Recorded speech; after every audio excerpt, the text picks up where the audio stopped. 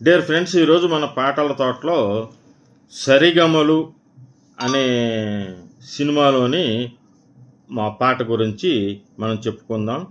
స్వరరాగ గంగా ప్రవాహమే అంగాత్మ సంధాన యోగమే ప్రాప్తే వసంతే త్రికాలికే పలికే కుహుగీతిక గాన సరసీరుహమాలిక అనేటువంటి పాట సరిగమ పదనిసలతోటి చాలా బాగుంటుంది.